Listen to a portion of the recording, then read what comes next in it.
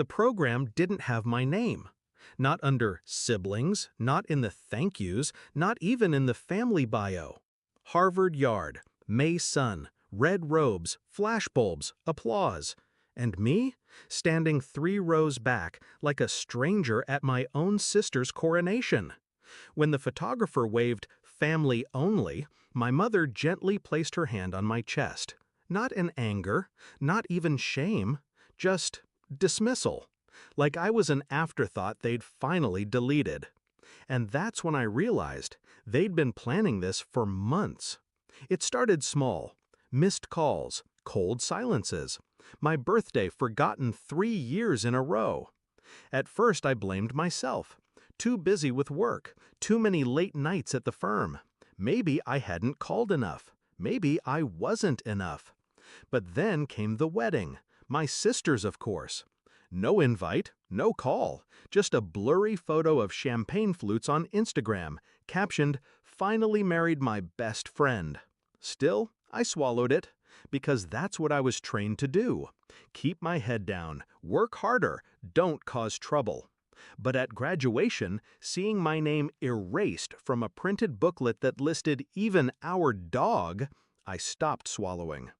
6 weeks later, I got the call from my cousin Hannah. She was crying.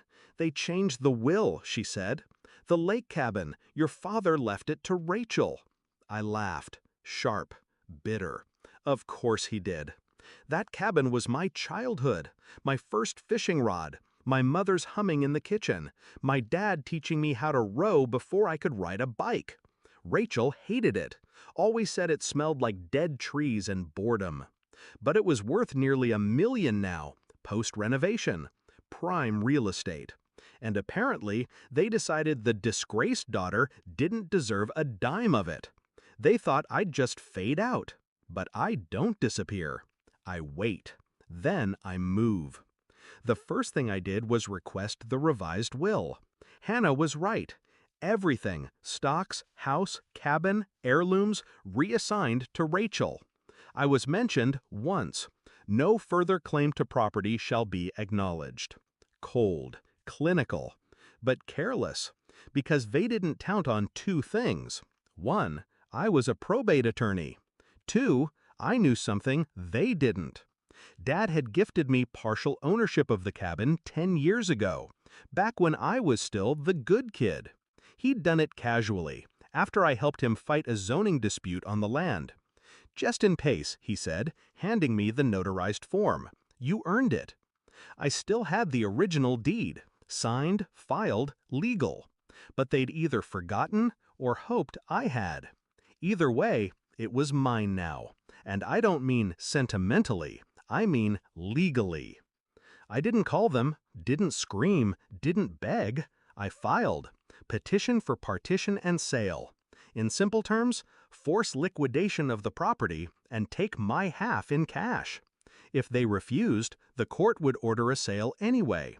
It wasn't revenge yet, not quite, but it was the first domino. They lawyered up fast. My mother sent a letter through counsel. "We request a private resolution in honor of family." Funny, family hadn't been mentioned in years. I declined. Her attorney called it harsh. I called it overdue. Their defense was weak. Turns out Rachel had paid the property taxes for 1 year and thought that gave her some divine right to ownership. It didn't. What it gave me was leverage. Discovery phase unearthed more. Dad had diverted trust funds, originally intended for me, to fund Rachel's wedding, her grad school, even part of her husband's failed app startup. Receipts, transfers, emails. It was a buffet of betrayal. I used it all, not out of spite, out of strategy. Because sometimes justice wears a suit, not a sword. 6 months after Harvard, we were in court. Rachel looked nervous. Mom wore her pearls like armor. Dad didn't show. I wore navy, hair up, calm. The judge, an older woman with no time for nonsense, read the document slowly. "Miss Alden," she said, eyes on me, "you're asserting ownership based on this signed deed?" "Yes, Your Honor. Original copy, notarized, dated April 15th, 2015. She nodded. And you're seeking forced sale of the property? Yes. Have you attempted resolution? They attempted erasure, I said evenly. I'm simply responding. A pause. Then, petition granted.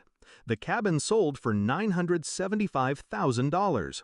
After legal fees and Rachel's failed appeals, I walked away with just over $460,000. I used it to pay off my law school debt in full, then bought a condo with lake views of my own. Peaceful, quiet, mine. My mother sends holiday cards now.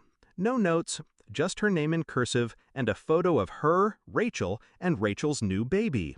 They always leave a corner of the frame empty, where I used to stand. I'm not angry anymore. I don't need them to say sorry. They can keep their Harvard weekends and curated smiles. Because when they look at the cabin now, empty, sold, gone, they remember what they lost. Me. And I remember what I reclaimed.